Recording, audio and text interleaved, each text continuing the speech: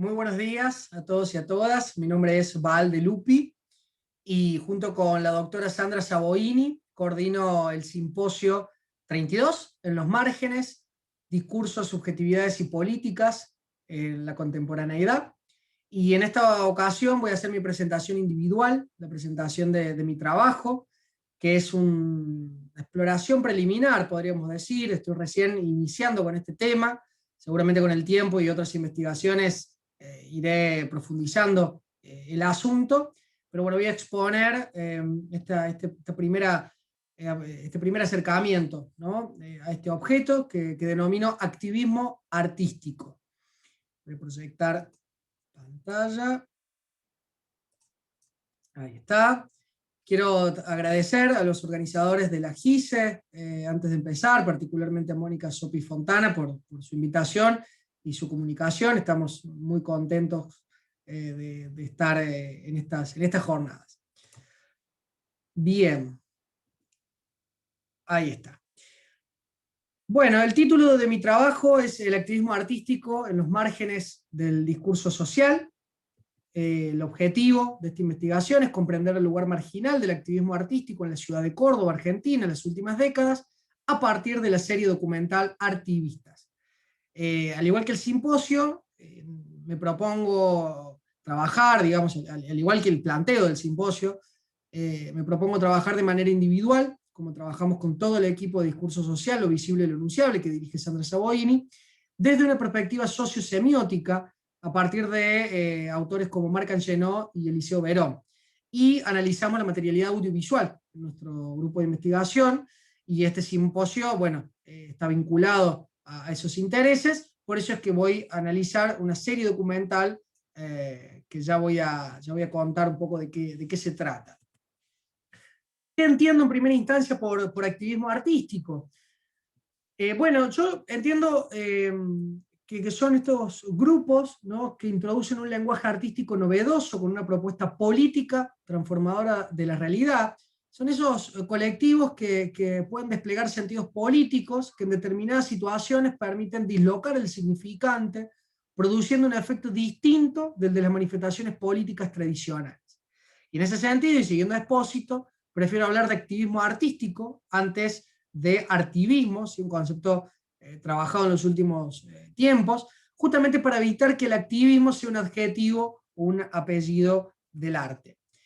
Y en ese sentido, como voy a mostrar en un rato, me interesa pensar los colectivos de activismo artístico en los últimos años, en las últimas décadas en la ciudad de Córdoba, y en ello justamente aparece un concepto central, nodal, como es el de liminalidad, ¿no? Es una idea que tomo de la autora Iliana Diegues, ¿sí?, una cubana, una profesora cubana que trabaja en su libro Escenarios Liminales, ¿no?, esta idea de liminalidad que recupera del antropólogo Víctor Turner, y ella considera que en estos movimientos de activismo artístico, ¿sí?, se encuentra el concepto de liminalidad, que entiende como un estado de resguardo y extracotidiano, que ya no solo supone un entre de Leuciano, sino la creación de un estado no jerarquizado, lo que ella en su libro denomina como comunitas, que no es lo mismo que comunidad,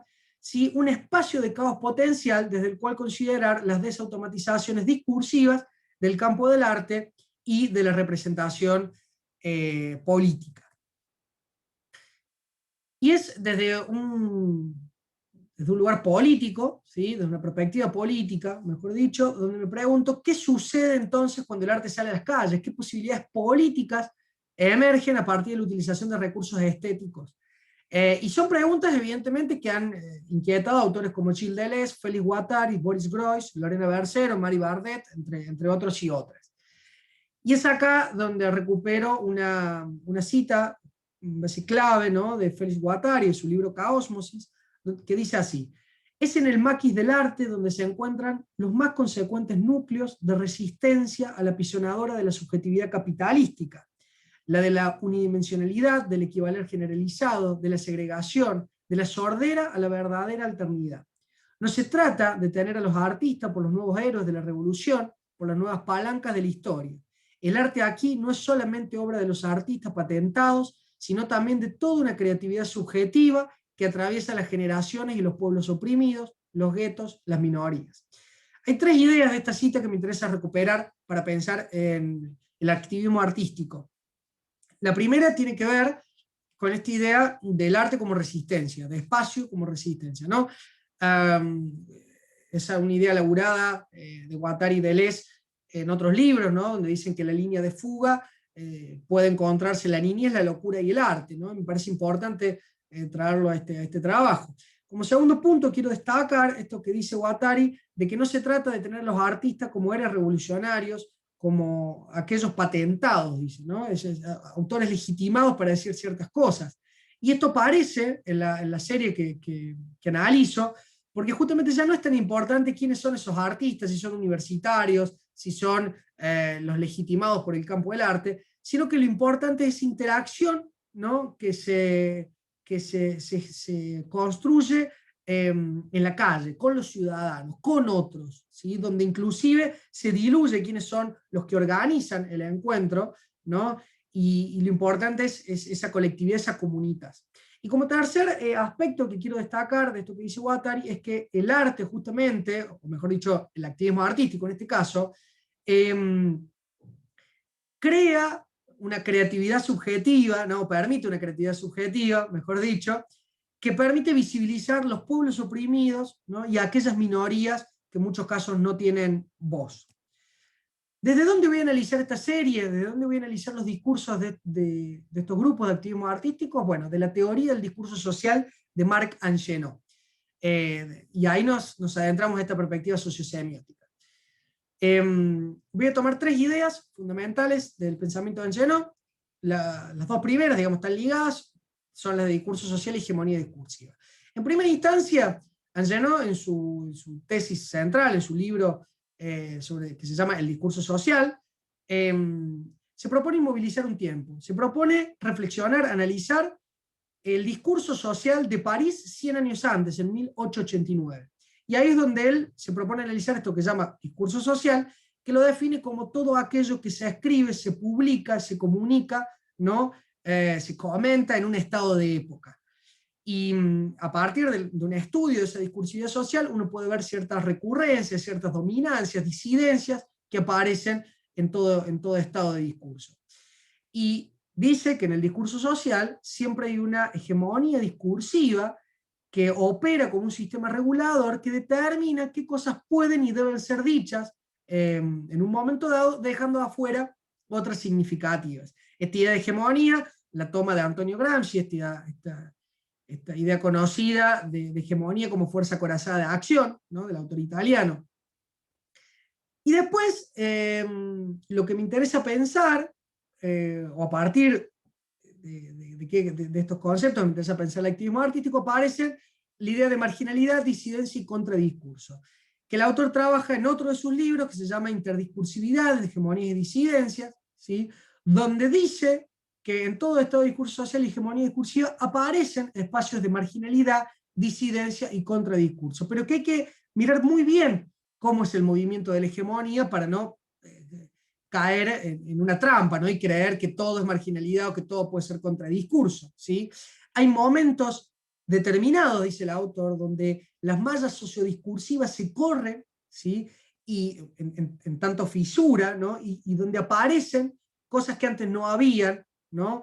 O donde aparecen ciertos márgenes, ¿no? Para pensar esos contradiscursos y esas disidencias. Y de algún modo me gusta pensar que el activismo artístico se ubica en esos lugares de marginalidad y en ese movimiento, ¿no? Permanente que hay en todo estado de discurso social, ¿no? Bien, analizo entonces la serie documental Artivistas del año 2015, ubicada en la plataforma Cinear. Ustedes pueden buscar y ver un montón de series argentinas. Esta serie documental tiene 4 capítulos. El primero que se llama El Artistazo, el segundo Las Chicas del Chancho y el Corpiño, el tercero Colectivo Romaquia y el cuarto Nuevas Tendencias. Simplemente quiero decir que es significativo que esta serie aparezca en el año 2015, justo el año donde se produce un giro a la derecha, ¿no? Con respecto a los gobiernos progresistas de la región, sobre todo en Argentina, Brasil, Bolivia y Venezuela, ¿no? Y acontecimientos notables van produciendo ese giro a la derecha. Y esta serie dialoga con otros discursos, con otras series que durante el kirchnerismo se crearon y circularon, ¿sí? Hay una suerte de dialogismo, ¿no? Con esos otros discursos.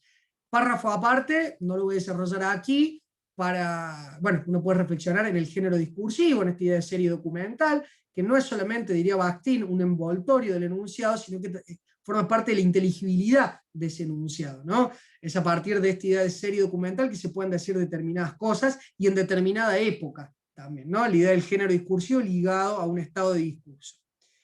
Vamos entonces con los capítulos. El primero es un capítulo que retrata la experiencia de lo que fue el artistazo en la ciudad de Córdoba. Córdoba, le cuento a quienes no son de Argentina y de Córdoba, que es una ciudad que siempre ha sido conservadora, de derecha, con una matriz feudal, y que como consecuencia de esa olla a presión emergieron acontecimientos notables como la Reforma del 18, el Cordobazo, y el artistazo es uno de ellos, ¿no?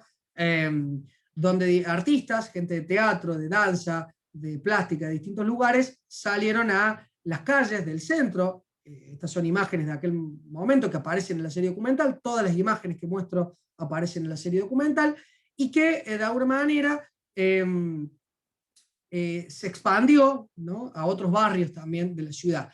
En todos los capítulos se ven imágenes de archivo, se muestran imágenes de archivo y se entrevistan a los protagonistas, eso es importante.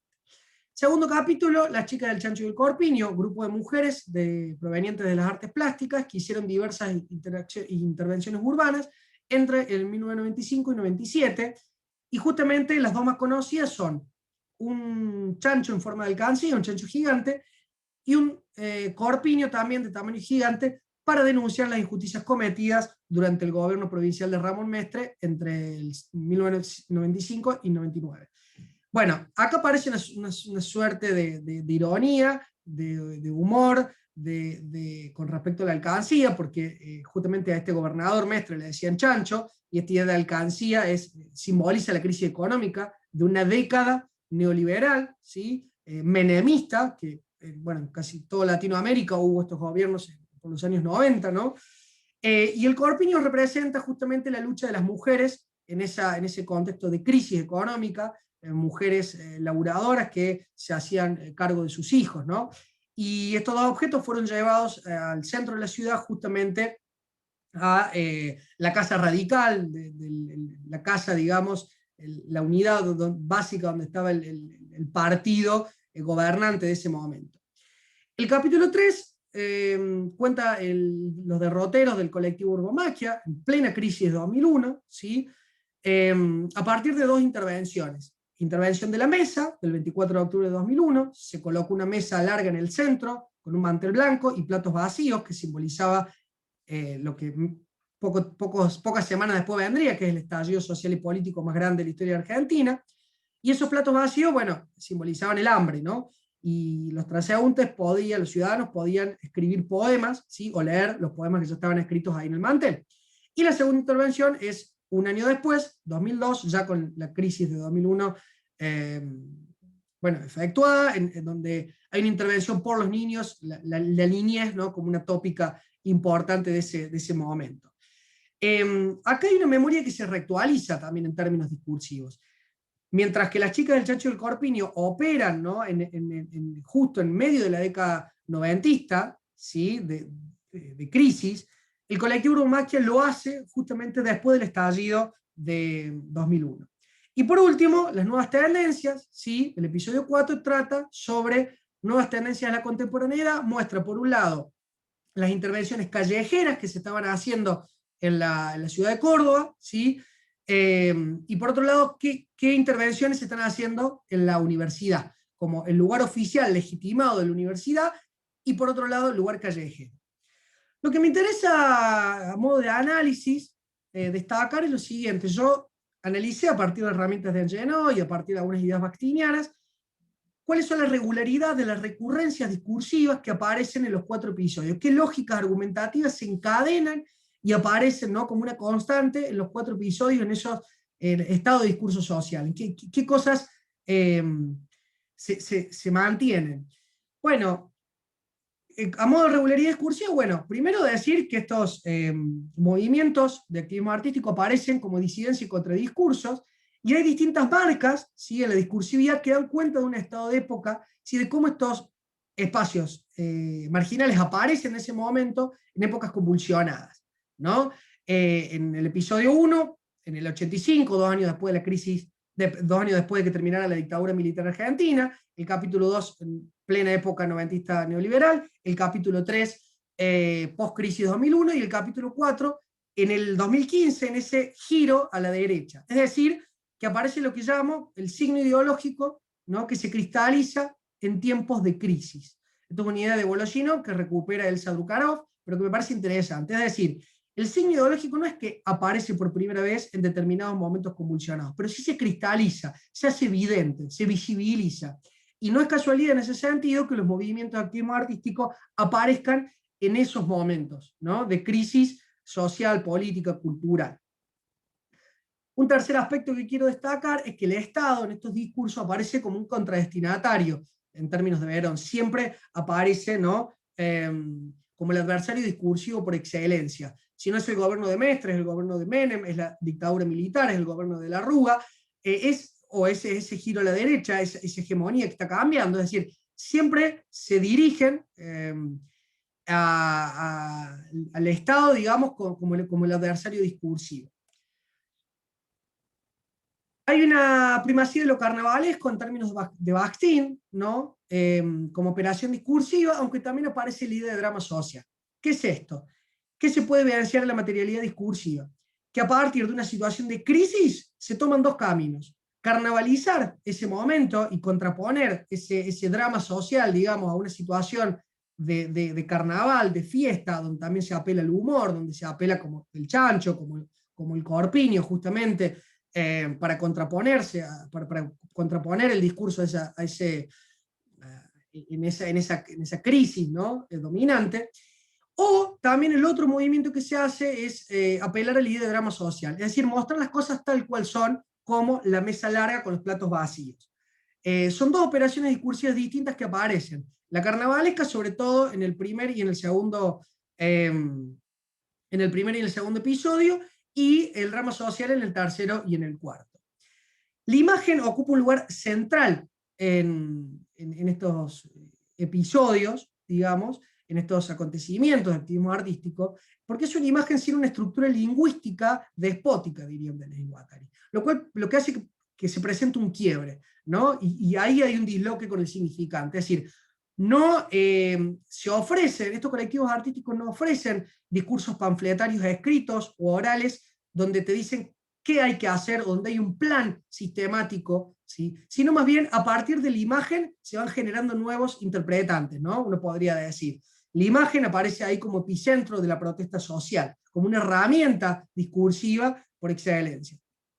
Y por último, recupero algunas herramientas de análisis de Angelo. Primero, temáticas de visión de mundo, ¿sí?, qué es aquello que se tematiza y cuáles son las visiones del mundo que aparecen en los 4 episodios. Aparecen la necesidad de nuevas narrativas que contrarrestren la desigualdad de la época, la idea de un espacio colectivo de trabajo, de intervención ciudadana, la idea de que la única salida es la organización en la calle, ¿no?, como espacio clave a partir de dispositivos que rompa con el discurso hegemónico, y la imagen juega un papel fundamental, ¿no?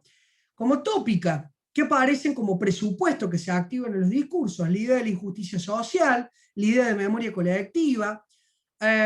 Se postula hay que llevar el taller a la calle, ¿no?, que eso me parece interesante, y la idea de nuevas formas de expresión. Yo decía acá, bueno, coloqué acá una cita textual de una de las protagonistas que dice: usamos la imagen y nuevas formas de expresión porque había que lograr que el ciudadano no sepa cómo reaccionar, no supiera cómo reaccionar, ¿no?